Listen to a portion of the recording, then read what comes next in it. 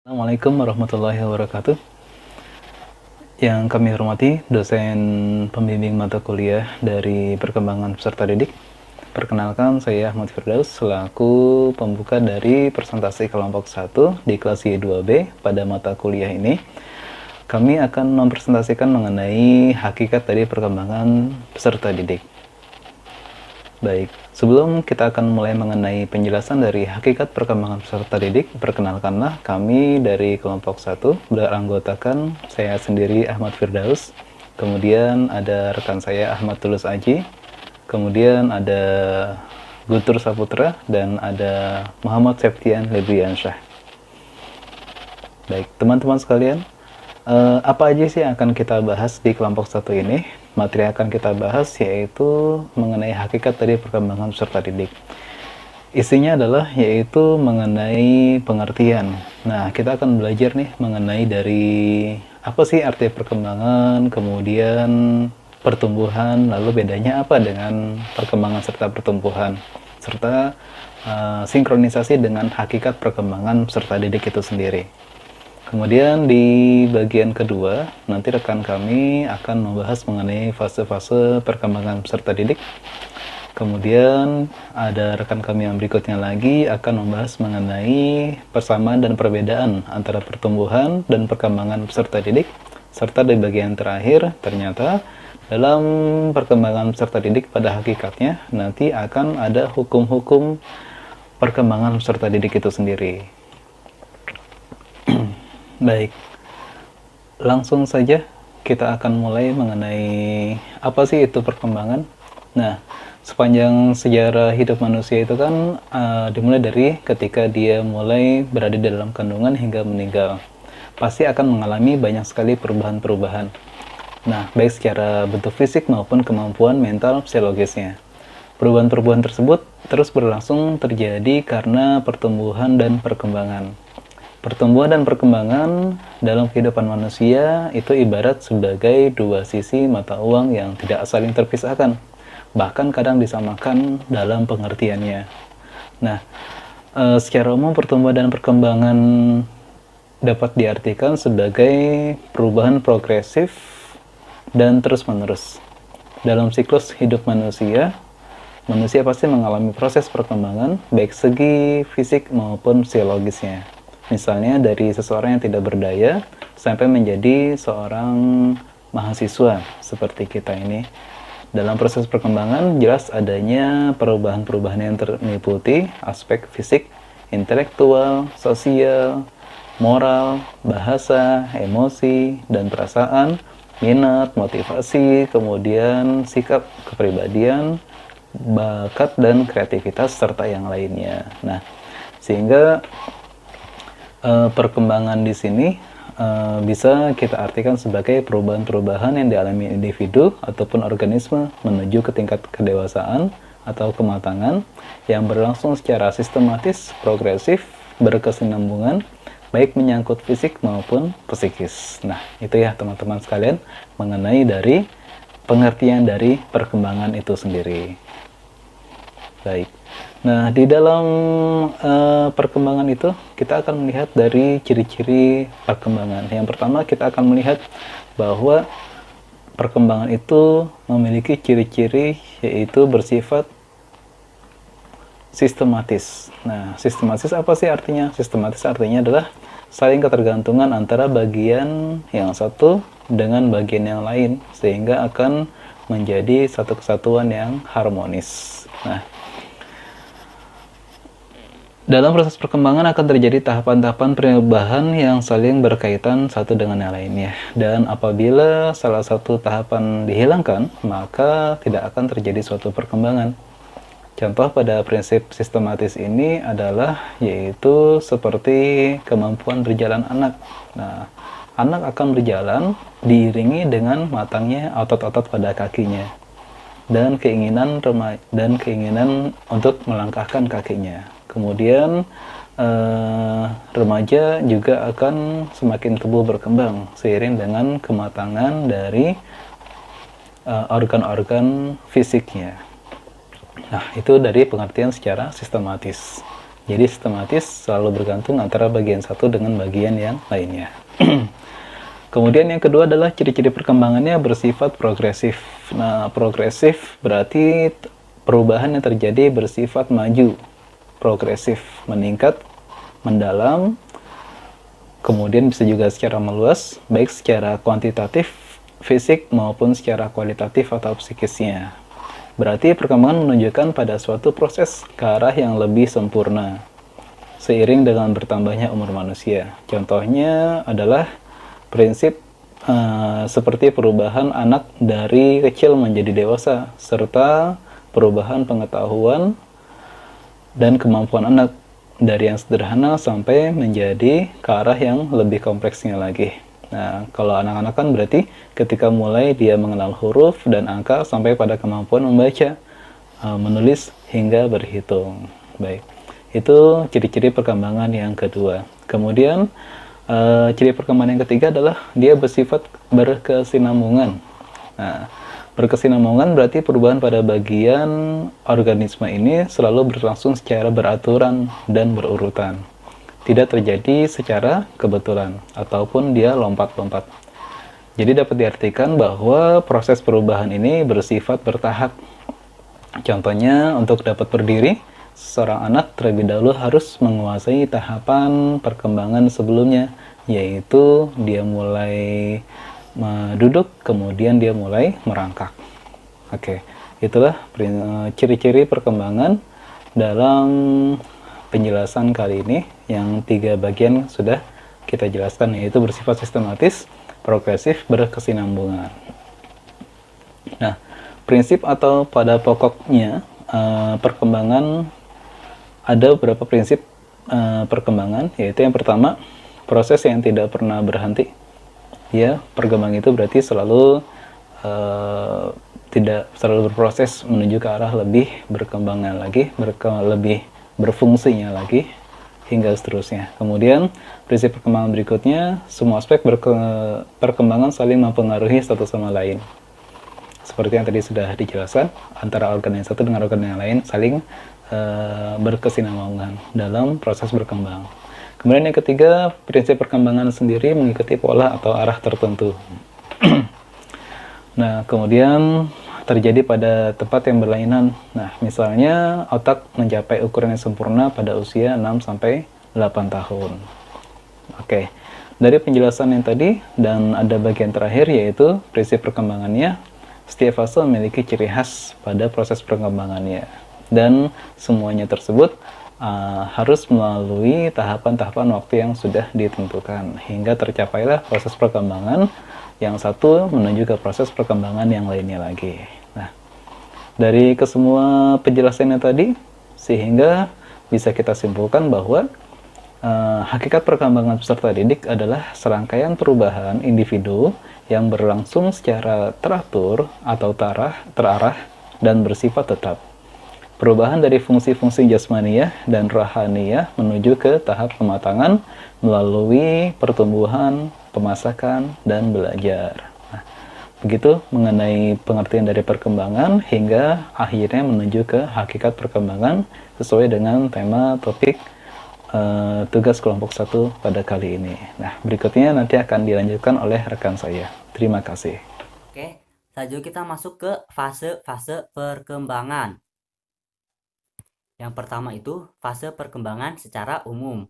Nah, masanya itu dimulai dari prenatal, yaitu dari mulai masa konsepsi sampai dengan 9 bulan. Lalu ada infansi, yaitu dari lahir sampai dengan 10 hari atau 14 hari atau 2 minggu ya. Lalu babyhood, yaitu dari umur 2 minggu sampai dengan 2 tahun. Lalu ada childhood, yaitu dari umur 2 tahun sampai dengan 11 tahun. Lalu ada adolescence atau puberty, yaitu dari 11 tahun sampai dengan 21 tahun. Nah, di adolescence atau puberty ini, kita ada 3 tahap. Yang pertama itu ada pre-adult, yaitu dari 11 sampai 13 tahun. Lalu ada early adult, yaitu dari 16 sampai 17 tahun. Lalu ada late adult, yaitu dari 17 sampai 24 tahun. Lalu selanjutnya, fase perkembangan berdasarkan usia sekolah. Yang pertama ada usia prasekolah, yaitu dari 0 sampai 6 tahun. Lalu ada usia sekolah dasar, yaitu dari 6 sampai 12 tahun. Lalu ada usia sekolah menengah, yaitu dari 12 sampai 18 tahun. Lalu ada usia mahasiswa, yaitu dari 18 sampai 24 tahun. Selanjutnya ada fase perkembangan menurut Profesor Honstam dalam bukunya Personality in Wording. Nah, beliau menjelaskan bahwa fase-fase perkembangan itu ada beberapa. Yang pertama itu masa bayi atau masa vital. Yang kedua itu masa anak kecil atau masa estetis. Yang ketiga itu masa anak sekolah atau masa intelektual. Yang keempat, masa pubertas dan adolensi atau masa sosial. Yang kelima, manusia yang sudah matang. Selanjutnya, ada fase perkembangan menurut Johann Amos Comenius, yaitu dalam bukunya yang berjudul Didaktika Magna. Nah, beliau menjelaskan bahwa yang pertama itu 0 sampai 6 tahun itu periode sekolah ibu, di mana anak-anak mulai mempelajari apa yang mereka inginkan, lalu ruang lingkupnya itu masih dalam ruang lingkup keluarga. Nah, yang mengajarnya itu masih orang tua kita ya, ayah dan ibu. Lalu 6 sampai 12 tahun itu periode sekolah bahasa ibu, di mana anak-anak sudah mulai bersekolah dasar atau SD. Nah, di sini anak-anak mulai menghayati pengalaman-pengalaman mereka dengan bahasanya mereka sendiri. Mereka mulai mengerti pengertian-pengertian pengalaman mereka dengan bahasa mereka sendiri atau bahasa yang diajarkan oleh guru dan orang tua kita.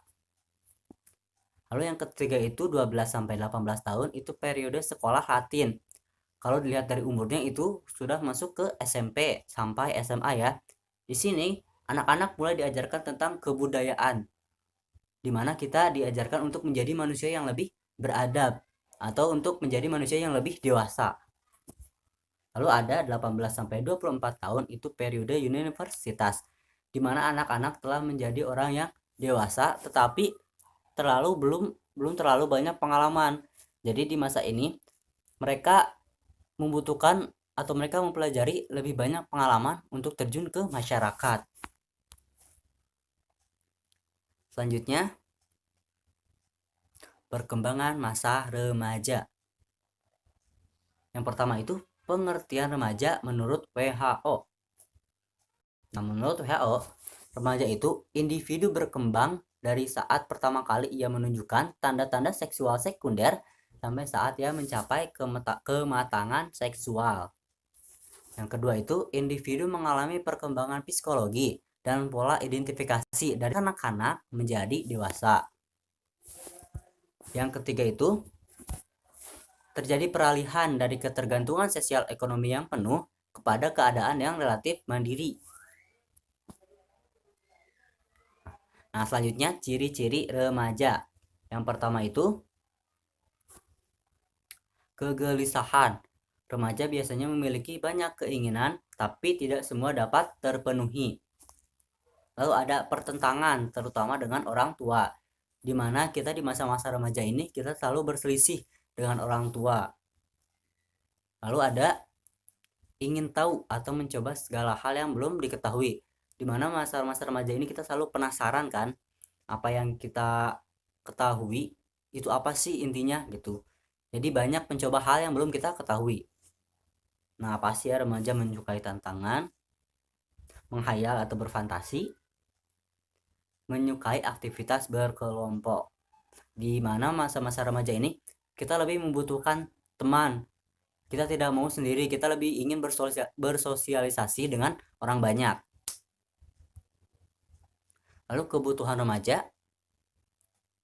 Yang pertama atau kebutuhan fisiologis atau kebutuhan primernya pasti ya makan, minum, istirahat, seksual, pelindungan diri dan lain-lainnya. Yang kedua, kebutuhan psikologis atau kebutuhan sekundernya, yaitu kebutuhan untuk memiliki sesuatu, kebutuhan akan cinta dan kasih sayang, kebutuhan akan keyakinan diri, dan kebutuhan aktualisasi diri. Nah, selanjutnya perkembangan remaja. Yang pertama itu mencapai hubungan dengan teman lawan jenis yang secara matang. Yang kedua, mencapai perasaan seks dewasa yang diterima secara sosial. Yang ketiga, menerima keadaan badannya dan menggunakan secara efektif. Yang keempat, mencapai kebebasan emosional dari orang dewasa. Yang kelima, mencapai kebebasan ekonomi. Baik, selanjutnya persamaan dan perbedaan pertumbuhan dengan perkembangan.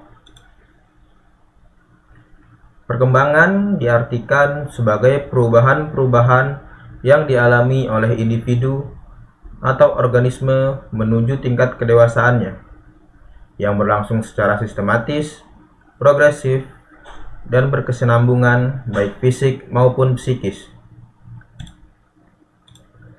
Sedangkan pertumbuhan diartikan sebagai perubahan alamiah secara kuantitatif pada segi jasmaniah atau fisik dan atau menunjukkan kepada suatu fungsi tertentu yang baru yang tadinya belum tampak dari organisme atau individu. Selanjutnya, persamaan. Keduanya merupakan proses perubahan progresif. Maksudnya berjalan secara bersamaan, bersifat maju, meningkat, dan menjadi lebih baik.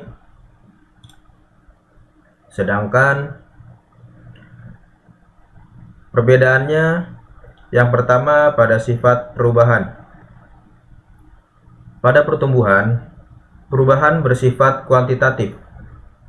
Maksudnya perubahan yang dapat dihitung dengan bilangan, seperti tinggi, berat, dan besar. Perubahan pada pertumbuhan dipengaruhi oleh pembelahan sel. Sedangkan pada perkembangan, perubahan bersifat kualitatif fungsional. Maksudnya perubahan yang tidak dapat dihitung dengan bilangan, seperti pola pikir dan ketertarikan terhadap sesuatu. Perubahan pada perkembangan dipengaruhi oleh pengalaman hidup. Yang kedua, aspek yang berubah. Pada pertumbuhan, yang berubah adalah aspek fisik saja. Sedangkan pada perkembangan, aspek yang berubah adalah aspek fisik dan psikis. Oke teman-teman, selanjutnya kita akan mencoba membahas mengenai hukum-hukum perkembangan peserta didik. Jadi kurang lebih nanti akan ada 5 poin yang akan coba saya jelaskan mengenai hukum-hukum perkembangan peserta didik ini. Ya, langsung aja. Yang pertama itu adalah hukum Cepalo-Caudal. Jadi pada hukum ini berlaku pertumbuhan fisik dimulai dari kepala ke arah kaki. Jadi maksudnya itu adalah bagian-bagian kepala bertumbuh lebih dulu daripada bagian lainnya. Ya contohnya saja pada seorang anak pasti lebih dulu berbicara, mendengar, dan lain-lain yang berada di sekitar bagian kepala. Baru setelah itu mereka mulai bertumbuh ke arah lainnya seperti berjalan, berlari, memegang, dan lain-lain yang bukan merupakan bagian dari kepala. Ya kurang lebih seperti itu untuk hukum Cepalo-Caudal ini. Lalu yang kedua, selanjutnya untuk hukum-hukum perkembangan peserta didik adalah hukum proksimodistal. Jadi pada hukum ini pertumbuhan fisik berpusat pada sumbu atau bagian vital baru mengarah ke tepi. Jadi maksudnya itu adalah bagian vital di tubuh kita seperti jantung, hati, ginjal itu bertumbuh lebih dulu, baru ke arah tepi seperti tangan, kaki, dan lainnya. Karena apabila ada kelainan pada semisal kaki atau tangan, anak tersebut masih bisa tetap hidup. Tapi jika seorang anak itu mengalami kelainan pada bagian vitalnya, kita ambil contoh itu adalah jantung, pasti itu akan berakibat sangat fatal bagi anak itu. Ya, seperti itu kurang lebih untuk hukum proksimodistal. Lalu yang ketiga adalah perkembangan yang terjadi dari umum ke khusus. Jadi maksudnya adalah pada hukum ini seorang anak itu akan bertumbuh dari umum. Misalkan dia mengenal suatu benda bernama pohon. Pohon itu bersifat umum.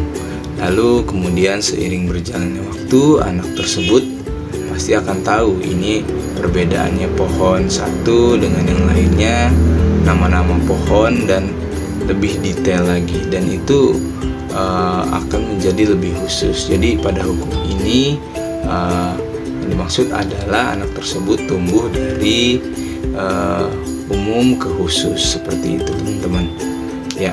Nah, untuk selanjutnya dari hukum-hukum perkembangan peserta didik ini adalah perkembangan yang berlangsung dalam tahapan-tahapan perkembangan. Jadi seorang anak itu akan berkembang sesuai dengan tahapan-tahapan yang ada ya, dari janin lalu nanti sampai dia dewasa.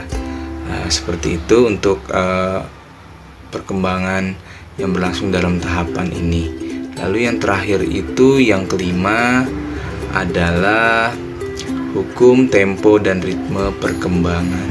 Jadi pada tahapan perkembangan ini berlangsung secara berurutan, tidak bisa melompat-lompat seperti itu, dan terus bertumbuh secara terus-menerus dalam tempo perkembangan yang relatif tetap serta bisa berlaku umum. Ya, kurang lebih itu tadi ada 5 poin dari hukum-hukum perkembangan peserta didik. Semoga bisa memberi penjelasan kepada teman-teman semua mengenai hukum-hukum perkembangan peserta didik ini. Ya, lalu kemudian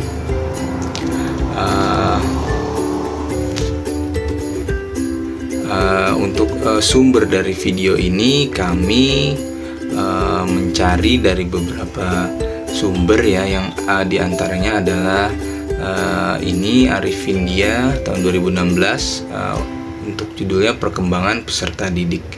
Lalu ada juga Dr. Anda Kartini Kartono terbit 1986 untuk psikologi anak Bandung alumni. Dan satu lagi yaitu Profesor Dr. Umar Hamalik 2001 proses belajar mengajar Jakarta Bumi Aksara. Ya, kurang lebih itu aja yang